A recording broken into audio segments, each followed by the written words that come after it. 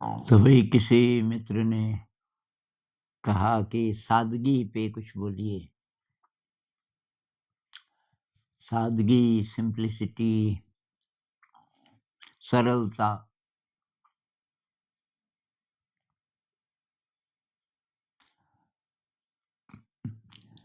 तो फिर इसका उल्टा हो जाएगा दिखावा करना, सोफिस्टिकेटेड बनने की कोशिश करना कि मैं भी कुछ हूँ। और तब हम वैसा-वैसा करते हैं। ये जो जब कॉलेज जाना शुरू करते हैं स्टूडेंट्स, आजकल तो शायद और भी पहले, तो ये जो लड़के हैं तो वो सिगरेट वगैरह पीना शुरू कर देते हैं, वो भी दिखा के और दोस्तों को। और कई लोग ड्रिंक शुरू कर देते हैं थोड़ा बहुत। ये परफ्यूम, हमारे ज़माने में ये चीज़ें नहीं थी, ख़ासकर मैं तो गाँव में पैदा हुआ, तो ग्रामीण परिवेश में तो ये नाम ही भी हमको नहीं पता थे। अब परफ्यूम है और ये नए-नए प्रकार के साबुन हैं, शैम्पू हैं, कपड़ों का फ़ैशन। तो मैं अगर अपनी बात करूँ, क्योंकि अपने ही अनुभव से ज़्यादा बात समझाई जा सकती है। तो मैं गाँव में पैदा हुआ और गाँव में ये जो इकोनॉमिक जो डिस्पैरिटी होती है, कोई ऊपर कोई नीचे ऐसा कुछ है नहीं, लगभग सब एक ही जैसे थे। फिर भी किसी-किसी का जो बैग है वो ज़रा नया है। अब मेरे पास तो बैग भी नहीं था। ना मुझे कभी अभाव महसूस हुआ, बैग मुझे पसंद ही नहीं था। क्योंकि उसको अब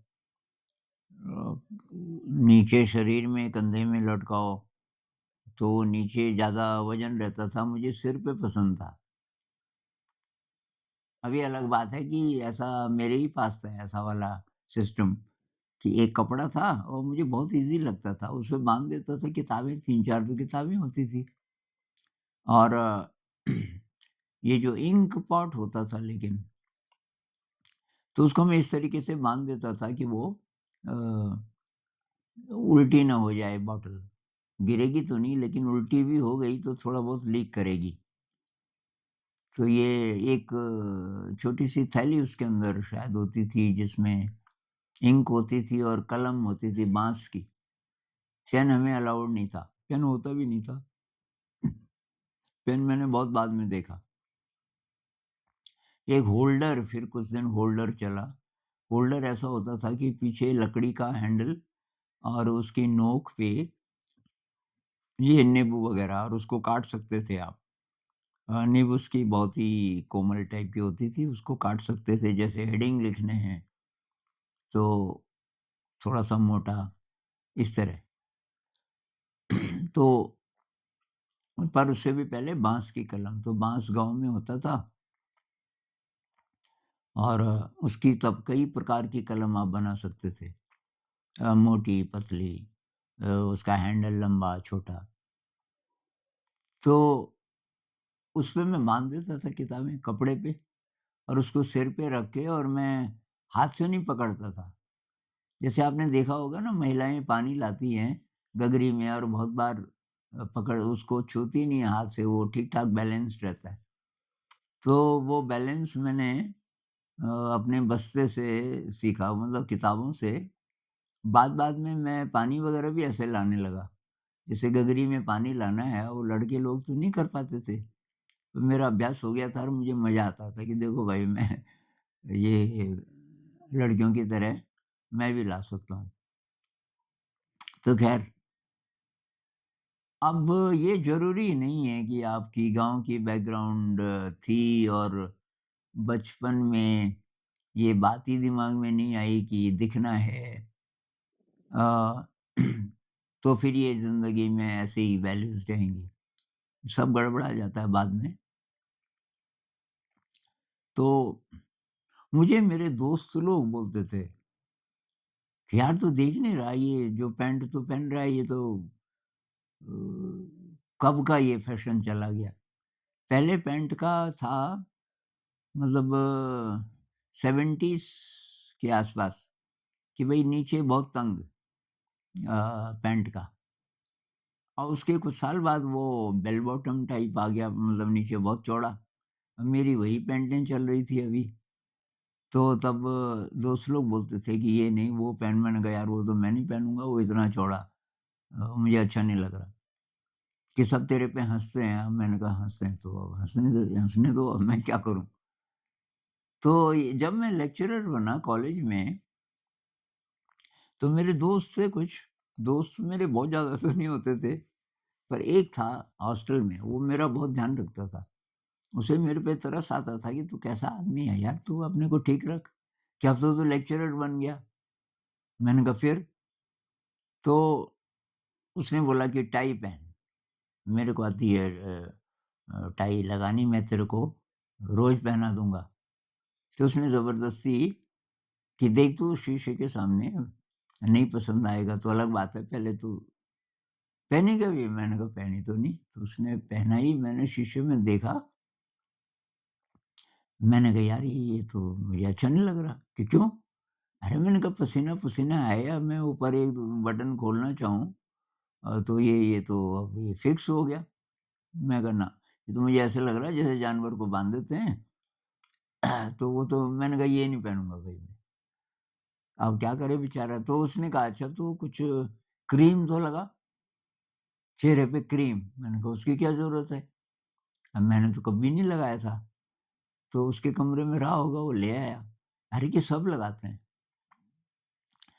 अब उसने लगा दिया ज़बरदस्ती करके कि नहीं तू लगा तो सही यार, तेरा कुछ नहीं बिगड़ रहा, इससे अच्छी खुशबू आती है। तो ख़ैर अब वो उस दिन क्लास में एक मक्खी आए और मेरी नाक पे बैठे। मैंने कहा यार ये कभी नहीं बैठती थी। तो मक्खी आए घूँ, घूँ, घूँ, घूँ और यहाँ पे अब मैं उसको हटाऊँ, थोड़ी देर बाद वो फिर आ जाए, मैं फिर हटाऊँ तो फिर बच्चे भी हँसने लगे। ये क्लास थी शायद बीए फर्स्ट ईयर या बीए सेकंड ईयर। तो मुझे उन्होंने वो इंग्लिश का था मैं लेक्चरर, तो इंग्लिश ग्रामर शायद मेरा विषय था। अ, तो एक तो मैं देखने में भी थोड़ा छोटा, दुबला-पतला, वो बात है हरियाणा की, वहाँ सब लंबे-चौड़े, एवरेज हाइट मतलब लड़कों की 6 फीट के आस-पास। तो अब बस मैंने आज के बाद मैंने कहा ये क्रीम को मैं हाथ, तो मैंने उसके बाद मैंने कहा ना भई, ये अब कोई मतलब हिंट भी है ये मक्खी क्यों आई? मतलब क्रीम जब और लोग भी लगाते हैं और लोगों की नाक पे तो नहीं बैठती, मेरे ही नाक पे बैठी, तो इसका मतलब कोई हिंट है मेरे लिए कि मेरे लिए ये चीज़ अच्छी नहीं है। तो ये चलता रहा मेरा कई-कई प्रकार से, ये शौक कि भई क्या अच्छी, जैसे क्रिकेट का क्रेज़। तो मुझे लगता है बहुत सारे लोग ये शौक डेवलप करते हैं समाज के साथ या समाज की तरह बनने के लिए, कि वो मतलब अच्छी चीज़ है क्योंकि सब उसको फ़ॉलो कर रहे हैं, सब जिधर जा रहे हैं उधर ही मुझे भी जाना है। क्योंकि इतना या तो विवेक नहीं है या इतनी हिम्मत नहीं है कि भई मैं जिधर जाना चाहता हूँ मैं उधर ही जाऊँ, चाहे अकेला हूँ। वो टैगोर जी कहते हैं ना एकला चलो रे, अकेले चलने की हिम्मत रखो। तो ये क्रिकेट, अब बचपन में गुल्ली-डंडा तो ख़ैर मैंने भी खेला था। गुल्ली-डंडा में तो वो तो ज़्यादा उसमें आर्ट है। गुल्ली-डंडा अगर आपको पता हो, तो डंडे से पहले उस जो जो गिल्ली हम गुल्ली बोलते थे, तो उसकी एक साइड को ऐसे डंडे से मारना है कि वो उछले, तो वो सीखना पड़ता है। उसके बाद उसपे मारते हैं और वो, तो मुझे लगा कि ये तो ज़्यादा ठीक है, खतरा भी कम है। और जो क्रिकेट है उसमें ये मुझे बड़ा अजीब लगा। एक तो पैर बाँध देते हैं, वो जो बैटिंग कर रहा है ना, पैर तो बाँध देते हैं, अब बोलते हैं रन बना, बेचारा भाग ही नहीं पाता, पैर तो आपने बाँध दिए। अच्छा, इतनी खतरनाक गेंद है कि वो लग जाए कहीं, चेहरे पे लग जाए, कहीं लग जाए तो घायल कर दे आदमी को। भई इतना ज़्यादा डेंजरस क्यों बनाया आपने इसको? 2 ही लोग खेलते हैं, एक वो फेंकने वाला, एक वो मारने वाला, अब बाकी मैदान में खड़े फालतू में। और हमारे ज़माने में तो 5 डे होता था, 5-5 दिन तक मैच चलता रहता था। अब लोग देख रहे हैं साहब ऑफ़िस में भी, वहाँ भी, काम-काज सब छोड़ के उन दिनों अब और ये मोबाइल नहीं था ना, जब से मोबाइल आया तो तब ये बन गया एक एंटरटेनमेंट का ज़रिया। तो अब मैं क्रिकेट देखता नहीं था। ये बात शायद मैंने पहले भी शेयर की। तो एक दिन पाकीज़ा फ़िल्म थी। पाकीज़ा फ़िल्म हो सकता है अब जो लोग 50 साल से ऊपर हैं या तो मेरी उम्र के हैं तो उनको पता होगा। पाकीज़ा के गाने बहुत कमाल के थे। कहानी ख़ास उतनी अच्छी मुझे नहीं लगी, जितनी कि उसके गाने लगे। कमाल के गाने। तो मैं हॉस्टल में उस दिन अकेला था, ये फ़िल्म अकेला देख रहा था। फिर जब फ़िल्म खत्म हुई मुझे बहुत मज़ा आया। एक तो कोई डिस्टर्ब करने वाला नहीं था बीच में, तो मेरा कमरा फर्स्ट फ्लोर में था। मैं जब ऊपर जा रहा था तो भीड़ पूरी सारे जो स्टूडेंट्स हैं वो नीचे की तरफ जा रहे। फिर एक ने बोला कि वो आनंद जी वो हो गया शुरू? मैंने कहा खत्म हो गया। उसने कहा क्या खत्म हो गया? यार मैंने कहा वो पाकीज़ा फ़िल्म। अरे छोड़ो यार वो पाकीज़ा छोड़ो फ़िल्म, मैं बोल रहा हूँ इंडिया और पाकिस्तान का फाइनल। मैंने कहा क्या क्रिकेट? कि हाँ। मैंने कहा क्रिकेट तो मैं देखता नहीं। उसको थोड़ा गुस्सा भी आ गया। क्रिकेट नहीं देखते? फाइनल नहीं देखोगे इंडिया और पाकिस्तान का? अरे मैंने कहा क्रिकेट कोई खेल है, बेवकूफ़ बनाया हुआ है अंग्रेज़ों ने और बस तुम खेल ही रहे हो उसको, इससे बढ़िया तो गुल्ली डंडा खेलो। तो उसने बोला अच्छा तो आप जाइए और अब बात ये है कि ये हिम्मत कहाँ से आती है कि मैं सही हूँ? एक किसी ने एक सवाल भी पूछा कि कैसे पता चलता है कि मेरा डिसीज़न सही है? भई अंदर से आपको पता चलता है कि मैं ये नहीं करना चाहता, लेकिन तब मुझे अकेला रहना पड़ेगा। ये जो सारे जा रहे हैं देखने मैच को, इनके साथ क्यों चाहिए आपको उनका साथ? यहाँ पे प्रश्न चिन्ह आना चाहिए, क्यों हम दूसरों के जैसे बनना चाहते हैं, भीड़ की तरह? दूसरे में ये भी हो सकता है ना कि कोई बहुत बड़ा म्यूज़िशियन है, उससे आप इंस्पायर हुए और लेकिन तभी भी आप अकेले पड़ जाओगे, क्योंकि भीड़ में जाना आसान है ना, भीड़ का जो फ़ैशन है, भीड़ की जो अभिरुचियाँ हैं, वो ज़रा अपना लो। तो ये अध्यात्म के खिलाफ है। भीड़ की तरफ जाना, भीड़ के जैसे बनना, ये तो डाइल्यूट कर देता है आपकी असली यात्रा को। तो ये तो शायद मेरी भई पहले से थी। पिताजी का भी योगदान था इसमें बहुत ज़्यादा कि भई ज़िंदगी क्या है, किधर जाना चाहिए, वो कहानियों से कई सारे मैसेजेस दे देते थे। तो मेरे में ये बचपन से आ गया था कि मुझे जो ठीक लगता है, मैं वही करूँगा। चाहे सारे लोग हँसें सारे लोग मेरा बहिष्कार कर दें, पर मुझे तो वही करना है। और इसमें ईगो नहीं था, इसमें अ, एक तो सुविधा थी, सहजता कह लीजिए कि क्यों बेकार एनर्जी वेस्ट करें और चीज़ों में। तो बेसिकली बात यही है कि भई आपको जब तक अपनी दिशा नहीं पता, मुझे जीवन में क्या करना है, तब तक आपको कॉन्फिडेंस नहीं आएगा अपने आप पर और तब हम भीड़ की तरफ देखने लगते हैं। जब हमें एप्रिसिएशन चाहिए, तारीफ़ चाहिए, भीड़ का अ, भीड़ की अ, स वो चाहिए कि भई वो लोग मतलब मुझे पसंद कर रहे हैं, जहाँ-जहाँ आप जिस-जिस समाज में हैं, तो तो आपको अच्छा लगता है। अगर ऐसा है तो आपको अपनी दिशा का नहीं पता। जिसको पता है भई मुझे इधर जाना है, तो तब ये है कि कॉन्फ्लिक्ट ना हो क्योंकि अब एक मेरे दोस्त हैं ना, वो कहते हैं यार मैं ज़्यादा ही विनम्र हो गया, मतलब स्वभाव ही उसका बहुत अच्छा स्वभाव है।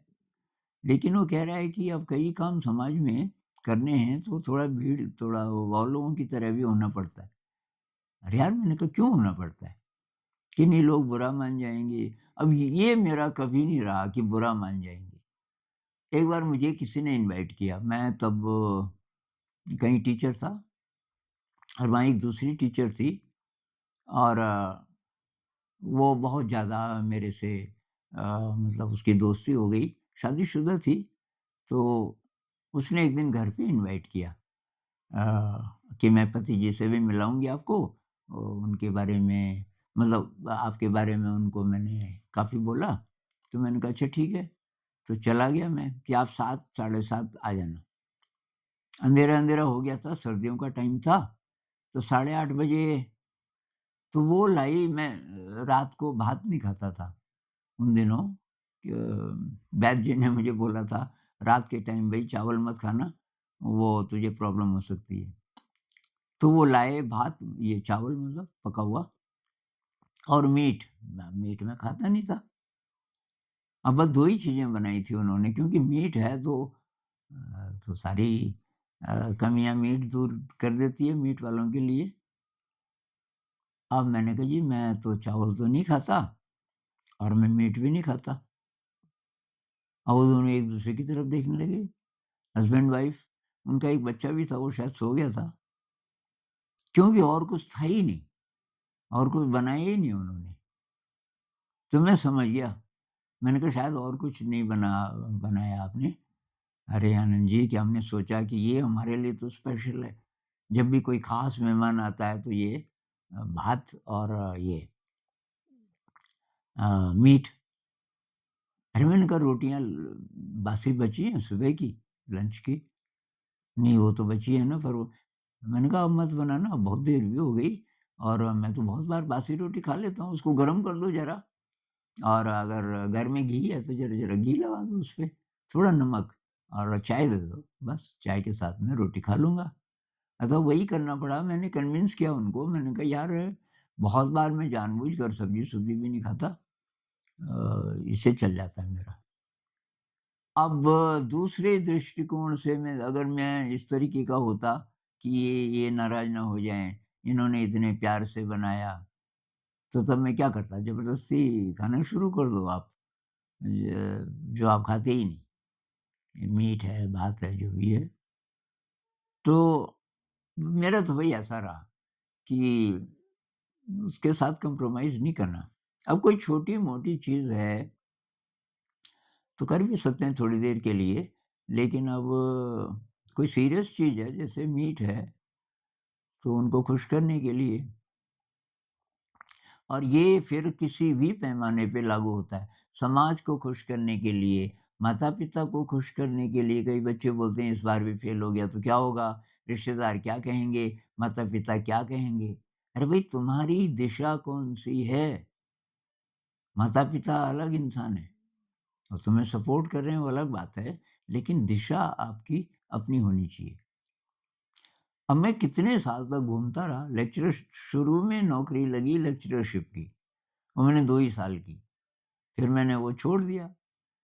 तो तब से मेरे घरवाले तो कि यार ये नौकरी छोड़ दी और अब घूमता रहता है। कई साल मैंने वही किया, घूमता रहा, फालतू नहीं, कुछ न कुछ सीखता रहा मतलब। तो उसके बाद ये जब स्कूल शुरू हुआ तो इसका तो सबने विरोध किया। कोई-कोई मेरे पास आया, आपको कैसे पता? एक बार दिल्ली से कोई बहुत स्कॉलर टाइप के लोग थे वो आए कि हाउ डू यू नो कि जो आप कर रहे हो वो ठीक कर रहे हो? अरे मैंने कहा तो how do you know anything आपको पता कैसे चलता है? आपको पता कैसे चलता है कि गर्मी लग रही कि सर्दी लग रही? भई अंदर से अनुभव होता है ना। मैंने कहा मुझे मालूम है ये सही कर रहा हूँ मैं। अब ये चले ना चले वो अलग बात है। मेरी ये नहीं मैं बोल रहा हूँ कि ये चले ही, इसको सफल करना है, ये नहीं। मैं तो रोज़ अपने जो नए-नए आइडियाज़ हैं उनको इम्प्लीमेंट कर रहा हूँ और बच्चे पसंद कर रहे हैं, टीचर्स पसंद कर रहे हैं। कि किसी से इवैल्यूएशन कराओ, मैंने कहा किससे? मैंने कहा किसी ऐसे को ले आओ जिसको पता हो मेडिटेशन का क्या असर पड़ता है ब्रेन पे, क्योंकि बच्चे यहाँ मेडिटेशन करते हैं थोड़ी देर रोज़। म्यूज़िक का क्या असर पड़ता है? मैंने कहा 90% से ज़्यादा ये है हमारे स्कूल में। और बाकी इसका इवैल्यूएशन कि गणित कितना सीखे, हिंदी की, तो मैंने कहा इसको तो हम ज्ञान मानते नहीं, करते हैं इसको भी हम कर रहे हैं। ये गणित के मैं कितनी वीडियोज़ आजकल डाल रहा हूँ। अ, ये कल मैंने वो डाला वर्गमूल का, वर्गमूल जिस तरीके से करते हैं ना, तो वो क्यों करते हैं ऐसा? उसका एक वीडियो है, बहुत पसंद किया जा रहा है। त्रिभुज का सूत्र कहाँ से आया? कि base into height divided by 2, Y divided by 2 किसी ने पूछा और उसको बहुत लोग देख चुके हैं पिछले 2-3 दिनों में। तो ये सब हम स्कूल में भी करते हैं। तो वो हम जो आप पढ़ाई-लिखाई बोल रहे हो उसको भी करते हैं लेकिन इनोवेटिव तरीके से। तो अभी ये जो कोरोना हुआ ना, तो उसके बाद ये जो लोग हमें सपोर्ट कर रहे हैं अभी, अ, ये सैलरीज़ वगैरह, उन्होंने कहा 4 लोगों की टीम आएगी और इवैल्यूएशन करेगी कि बच्चों का मतलब बच्चे अभी किस स्टेज में हैं कोरोना के बाद। अब ये हम चाहते नहीं कोई बाहर का आके यहाँ इवैल्यूएशन। तो अब वैसे मैं बोलता नहीं, पर तब मेरे जो साथी लोग हैं वही करते हैं बात किसी से भी। और जब उन्होंने मुझे बताया, मैंने कहा भी मैं करूँगा उनसे बात इस बार, क्योंकि वो छेड़-छाड़ कर रहे हैं इसमें। हमारी जो फ़िलॉसफ़ी है, हमारे जो तरीके हैं, तो उनको बोलो कि ये नहीं, इवैल्यूएशन नहीं होगा। तो तब उन्होंने ख़ैर मीटिंग कराई, वो वाली क्या होती है, एक एक आदमी अमेरिका में है, एक आदमी दिल्ली में है, फिर हम लोग यहाँ हैं। तो मैंने कहा, "जी भाई साहब, आपका इवैल्यूएशन, अब आप 4 साल में अपनी भाषा सीख गए थे, कौन-सी सीखे? पहली भाषा?" तो कहने लगा कि हिंदी। तो मैंने कहा 4 साल में आप हिंदी सीख गए थे बोलना ठीक से कि हाँ। मैंने कहा परीक्षा कितनी बार हुई? परीक्षा हुई होगी ना, 1 साल के जवाब हो गए, कितनी हिंदी सीखे, उसकी मार्कशीट वगैरह या जो भी है मूल्यांकन, फिर 2 साल में। तो हँसने लगा कि आप ये क्या बात कर रहे हैं? अरे मैंने कहा सबसे मुश्किल है पहली भाषा बोलना सीखना, वो आप खुद सीख गए, सारे इंसान खुद ही सीख जाते हैं, बिना परीक्षा के, बिना इवैल्यूएशन के, बिना मॉनिटरिंग के। तो बाद में जब स्कूल वगैरह में चले जाते हैं बच्चे, इसकी ज़रूरत क्यों है ये बताओ? मेरे हिसाब से कोई ज़रूरत नहीं है उसकी। लेकिन हमने उसको डिफ़िकल्ट बना दिया। जो चीज़ बच्चा खुद सीख सकता है, आप केवल परिवेश में वो चीज़ें होनी चाहिए, खुद सीख जाएगा। तो ख़ैर नहीं किया उन्होंने। मैंने कहा ये इवैल्यूएशन, ये इस पे हमारा बिल्कुल विश्वास नहीं है। टीचर को पता रहता है मेरे बच्चे कहाँ-कहाँ हैं, किस बच्चे ने क्या सीख लिया, क्या नहीं सीखा। तो ये कॉन्फिडेंस तब आता है जब आपको पता है मेरे जीवन की दिशा क्या है और आप उस पे चल रहे हैं। इसी में ये असली सादगी तब यही है। सादगी का मतलब है कि आडंबर की ज़रूरत नहीं है। मैं एक सिंपल उदाहरण देता हूँ, ये जो परफ्यूम लगाते हैं इसकी ज़रूरत है क्या? मोस्टली ज़्यादातर लोग लगाते हैं। मुझे इतनी बदबू आती है उसकी परफ्यूम की। अब हो सकता है कोई परफ्यूम ऐसा हो कि जी ये फूलों से आया सीधे, बहुत मुश्किल है ऐसा तो मिलना, उसकी खुशबू शायद। साउथ इंडिया में महिलाएँ जो फूल लगाती हैं ना बालों पे, अब बस में कोई महिला आई तो एकदम खुशबू, वो तो नेचुरल है। लेकिन ये जो बाज़ार से हम लेते हैं, अभी तक तो यार मुझे कोई ऐसा परफ्यूम अच्छा लगा नहीं। अब कोई-कोई बहुत नज़दीक आ जाते हैं, जैसे ये हमारे मैडम जी लोग हैं, घर जा रहे हैं छुट्टी में तो थोड़ा आते हैं, यहाँ रिवाज है पैर छूने का। और अगर उसने वो लगाया हो तो मैं साँस रोक लेता हूँ उतनी देर और कोशिश करता हूँ ये जल्दी चली जाए। एक बार एक मुझे मिलने आई विदेश से, मैं बहुत बीमार था, 3-4 महीने पहले। तो पहले तो दूर बैठी थी, बहुत उसने बहुत ज़्यादा परफ्यूम लगाया हुआ था। तो दूर बैठी थी, करीब 7-8 फीट दूर, तब भी वो गंध तो आ रही थी। फिर वो कहने लगी, "आप तो बिल्कुल मेरे दादाजी जैसे हैं।" कई लोग मुझे दादा बोलने लगे कि दादाजी चले गए और वो सेंटिमेंटल हो गया, नज़दीक आ गई। अब मैं तो लेटा हुआ था, मैं बोल ही नहीं पा रहा था।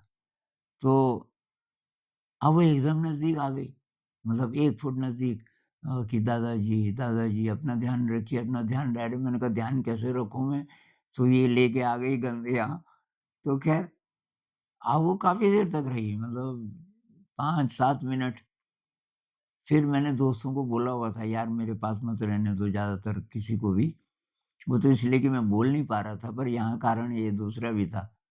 जब वो चली गई तो मैंने कहा ये खोलो यार, रोशनदान, खिड़की, दरवाजे सब खोल दो, ये तो ये गंध छोड़ के चली गई।